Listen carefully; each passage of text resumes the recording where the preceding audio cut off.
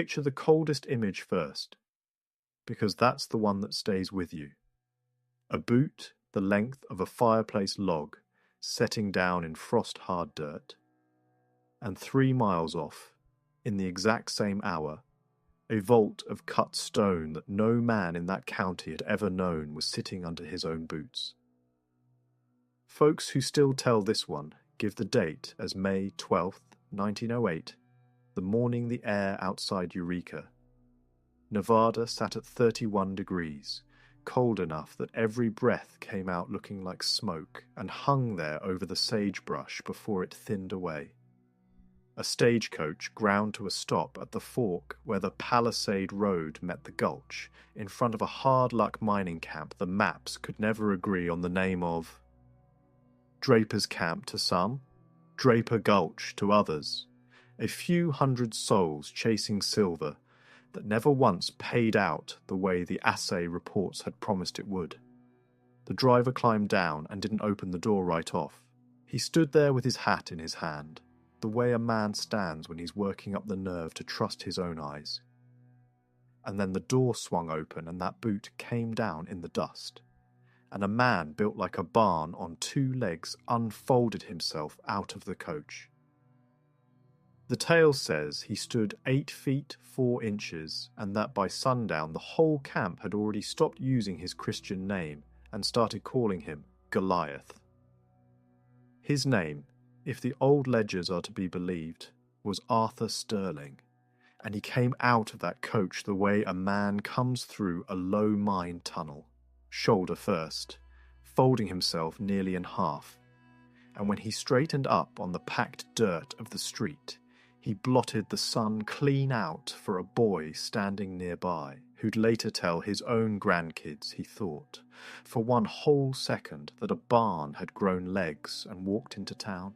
His voice, when he finally spoke to the station master, came out soft, almost sorry for itself, like he didn't want to trouble anybody.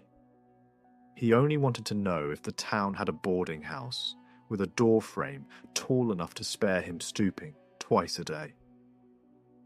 The station master, a wiry fella named Otis Reed, is said to have looked twice at his own ledger before he could bring himself to write down the man's boot size for the baggage claim, and he laid a yardstick against it right there on the counter just to be sure the cold wasn't playing tricks on his eyes. 22 inches, heel to toe. Now hold that picture, because 3 miles away, at almost that same hour, a survey crew for the Silver Crown Mining Company set off a routine blast into a limestone hillside, and the charge tore open a gap in the rock that had no business being there. Not a crack, not a natural seam, but a chamber. The foreman, Thomas Miller, was the first man down into it with a lantern, and what that lantern found, by every account handed down second-hand from men who swear they heard it from his own mouth, was a vault. 12 feet of worked stone, cut so square and fitted so tight, you couldn't slide a knife blade in the joints. The air inside colder than any shaft above it had a right to be, carrying a smell of wet iron and old dust, the smell of a place that hadn't tasted daylight in longer than any man standing there could put a number to. Miller counted his own steps out loud just to keep his nerve up, 11 paces to the far wall, a ceiling the lantern light never once found the top of. And at the centre of that room, laid out on a raised shelf of stone like somebody had set it down with care instead of leaving it to fall, was a skeleton. Whole, intact, and built on a scale that didn't belong to any man Thomas Miller had ever buried. 2 things happened that morning, 3 miles apart, and whether you believe both halves of it, or one, or none at all, the people of that gulch believed enough of it that the story outlived the camp, outlived the mine, outlived nearly every name carved into every headstone in that valley.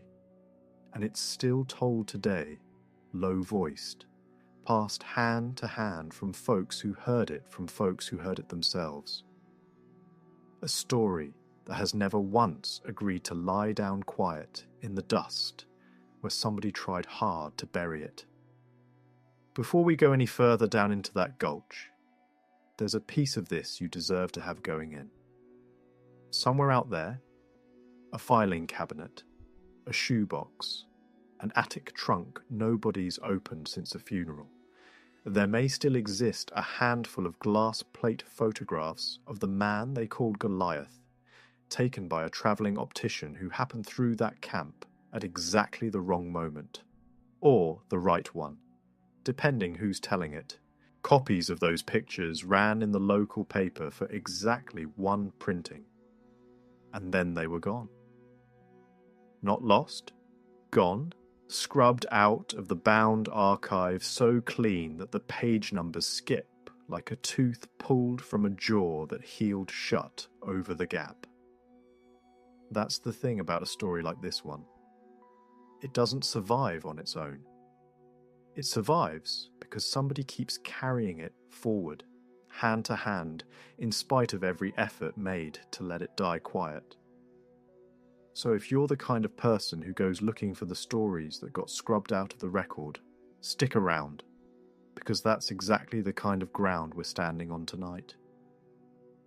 And if this is your first time finding your way to this fire, consider this your invitation into the room most folks never find the door to. Now let's get back down into the gulch, because the story isn't done with us yet.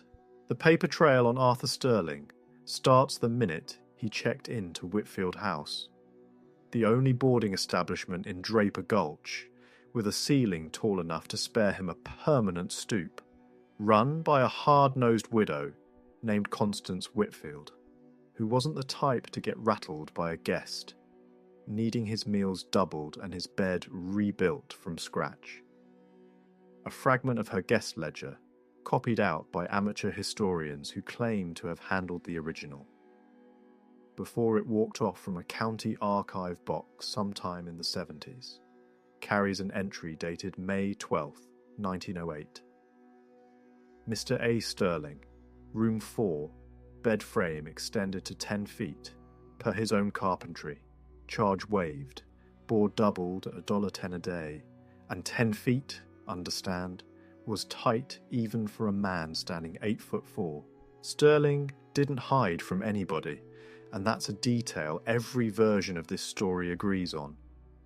He walked the main street most evenings, hands in his coat pockets, nodding to miners coming off shift, with kids trailing him at a careful distance, daring each other to get close enough to measure their own height against his belt buckle.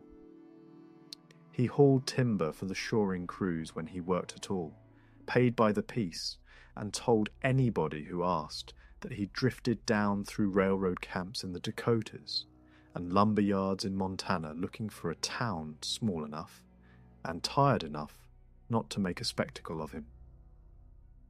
Didn't work. Word travels fast through 300 and some souls in a mining camp, and it travels faster still when the man everybody's talking about can be seen from 4 blocks off. That's where a travelling optician named Samuel Vance comes into it, a tradesman who moved camp to camp, fitting spectacles and hauling a heavy plate camera on a mule to make a little extra on the side.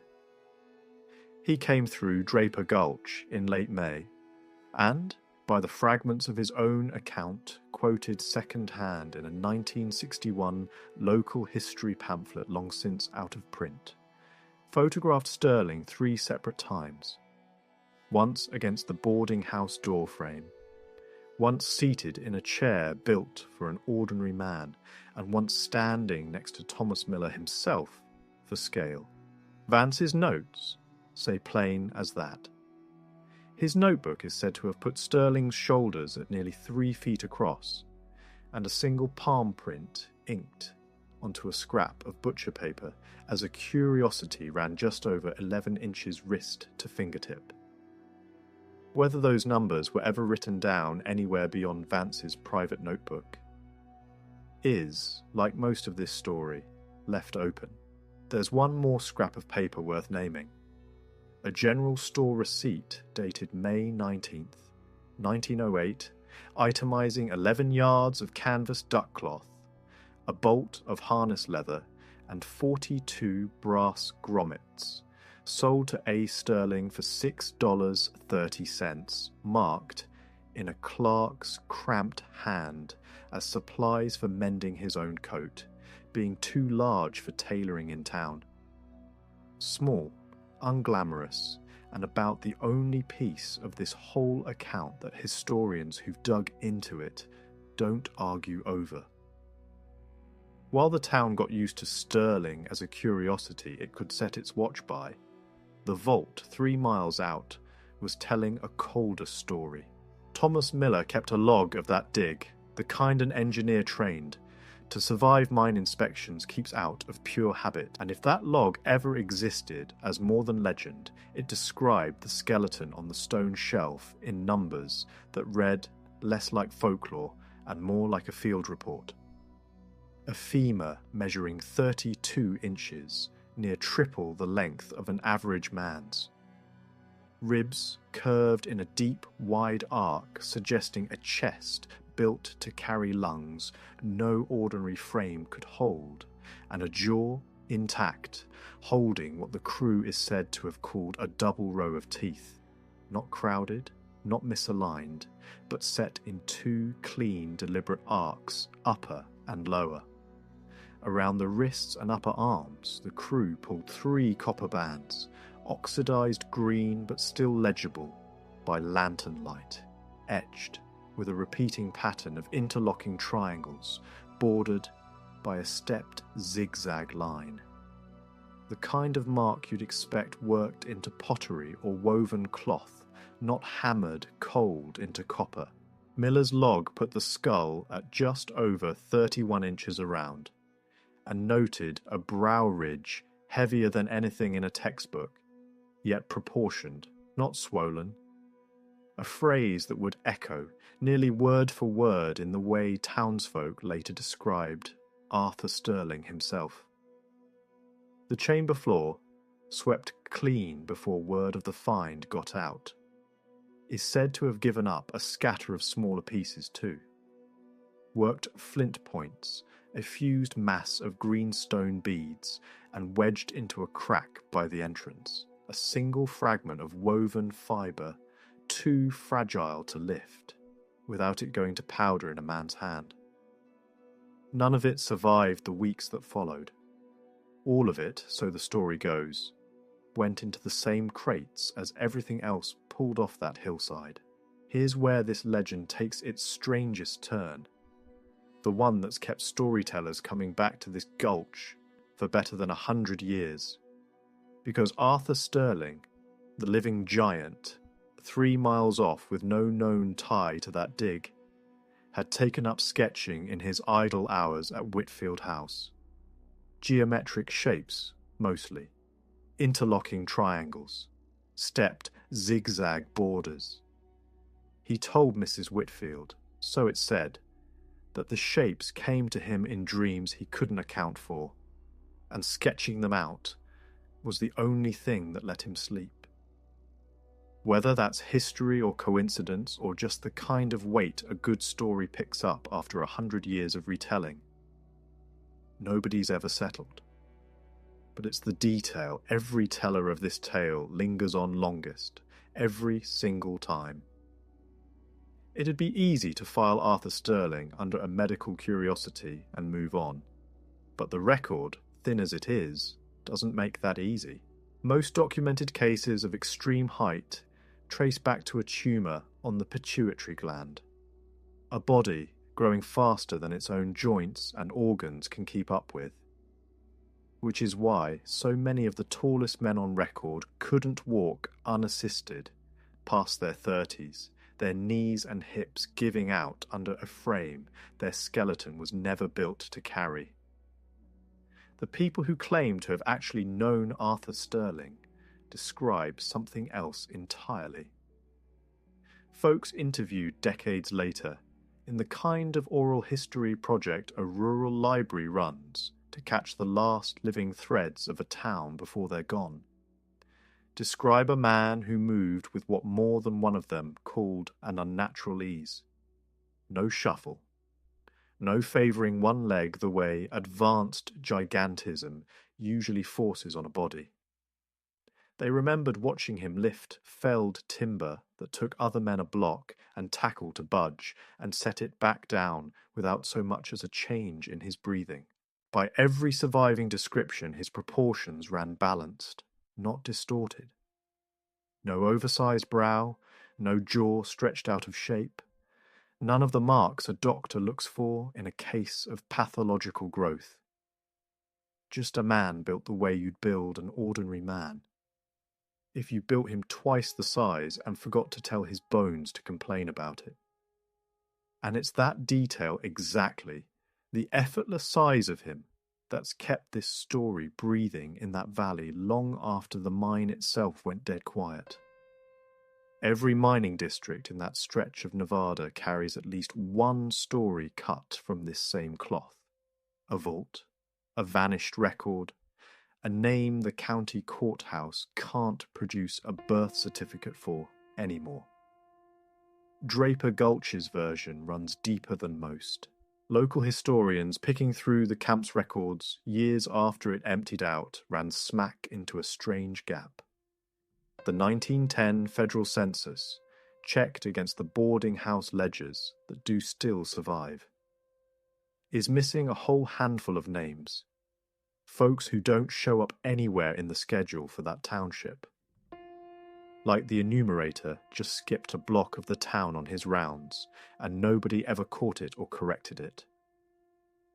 Around that same stretch of time, a handful of small regional medical societies, the kind that met quarterly in hotel function rooms to trade case notes over coffee, are said to have circulated word about a case of anomalous stature turning up in the Eureka mining district, according to a single line preserved in one Nevada Medical Society's own 1909 meeting minutes.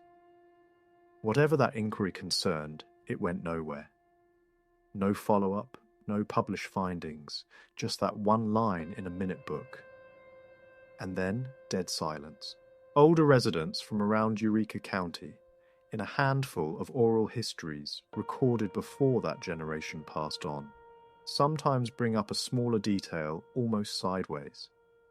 A rumour that the Silver Crown Mining Company's own assay office got ordered that autumn to hand over its full survey maps of the quarry hillside to men who never once said which department they answered to. Those maps, if they were ever handed back, don't turn up in any company record that survived. The hillside itself got quietly struck off later county plats as unfit for further claims, no reason given. So the questions this legend never quite answers just sit there. Why would a vault, cut with more precision than the miner's own shoring timber, sit forgotten under a Nevada hillside for who knows how many centuries? And why would a copper pattern, hammered out by hand generations before Arthur Sterling was ever born, match a shape he swore came to him unbidden in his sleep? Maybe there's an ordinary answer to both. Bureaucratic error, coincidence, a flourish some storyteller tacked on around the third or fourth retelling, the way a good campfire tale always picks up a little extra weight with every winter that passes. Or maybe that's just the easier thing to believe.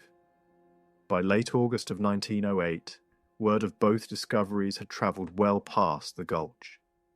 And that's when, according to the story, passed down through at least 3 generations of Draper Gulch families, the men from Washington showed up. They came in on the midnight train, 4 of them, travelling under the name of a federal survey office, and carrying paper that outranked anything the county sheriff could set against it. They went straight to Whitfield House first, and they didn't knock. By the time Constance Whitfield got down the stairs in her robe, 2 of them were already standing in the room that had belonged to Arthur Sterling for 3 months running. He didn't put up a fight. The story insists on that every single time it's told. He packed one bag, folded up the blanket off his 10-foot bed frame, and walked out to a waiting wagon without a word. Like some part of him had been expecting this since the day he stepped off that stagecoach. That same night, or the one after, depending who's telling it, the other two agents rode out to the limestone quarry and ordered Miller's whole crew off the site. What happened next, none of that crew ever claimed to see with their own eyes. But before dawn, the whole camp heard it plain. One heavy blast rolling down out of the hills, and then a silence so complete that more than one resident later swore the birds didn't start up again until near noon, when a few of the braver townsfolk hiked out to look 2 days later. The vault was gone. Not looted, gone. The hillside collapsed in on itself. The access cut, buried under tons of rubble. Not a sign left that a 12-foot stone chamber had ever sat under that ground at all. Vance's glass plates went with the agents, and so, it seems, did every copy already printed in the Draper Gulch Clarion, the camp's weekly paper run out of a single back room by an editor named Edgar Holt, who by his own account, preserved in a letter his granddaughter still keeps, by those who've seen it, got paid a personal visit and asked, polite but plain, to consider the matter closed. He tried to run one more story anyway. 3 weeks later, in the small hours of a September morning, an electrical fire broke out in the back room of the Clarion office and burned clean through the night. The smoke thick enough that men on the bucket line said they could taste scorched paper on the back of their tongues. For days after, ash coming down over the street like snow gone black. By the time it was out, every bound volume of back issues, every glass negative Vance had left behind, and the whole current print run, including, so the story goes, the edition Holt had set to run the next morning, had gone to ash and warped tin type. The one surviving fragment of a county fire report lists the cause plain and simple as faulty wiring. No further investigation was made. None was asked for. Arthur Sterling was never seen in Draper Gulch, or anywhere in Eureka County, again. The wagon that carried him off that August night is said to have met up with a locked rail car waiting at a siding outside town, and blacked out windows, no markings, coupled quiet onto an eastbound freight before sunup. Nobody in this story knows where he ended up, and that's maybe the one detail that's kept it alive longer than any other piece of it. Some tellings claim a grave turned up decades later, under a different name, in a small Kansas cemetery, holding a coffin near 10 feet long. A claim no researchers ever confirmed and no cemeteries ever owned up to. Most tellings just end where the record ends. A man over 8 feet tall, walking calm onto a train that no ticket, no manifest, and no federal record anywhere admits ever existed. Draper Gulch itself didn't outlast him by much. The Silver Crown Mining Company pulled out inside 2 years, its assays never living up to what had built the camp in the first place. Whitfield House stood empty by 1915. The post office shut its doors by 1920. What's left today is a scatter of collapsed foundations and a few leaning fence posts on private ranch land, off most modern maps entirely, known mainly to a handful of local families who still tell their kids not to wander past the old quarry road once it gets dark. There's a certain kind of history that never makes it into a textbook, and it's not because it isn't real, and it's not because it definitely is. It's because it never got the chance to be checked, argued over, and settled the way real history usually gets settled. It got pulled out of the record before more than a few hundred people ever had a say in whether it belonged there. What we're left holding, in a case like Draper Gulch, isn't proof. It's an absence shaped like proof, a missing block of a census, a fire nobody bothered to look into twice, a stack of photographs that exists only in the memory of people who swear they once held them in their own 2 hands. History, as it's usually written, runs on documents that survived. It's got very little patience for the ones that didn't. But somewhere between a stone vault, blown into rubble, and a set of glass plates that might still be sitting in somebody's attic, there's a version of the past that was never actually disproven. It was just made real hard to look at. That's the story as it's been passed down in that valley, for what it's worth, and nobody left alive can swear to every piece of it happening just the way it's told. If it moves something in you anyway, pass it on to one person, just one, because the only reason a story like this outlasts 100 years of people trying to bury it is that somebody, somewhere, refuses to stop telling it. Until next time, keep looking at the shadows.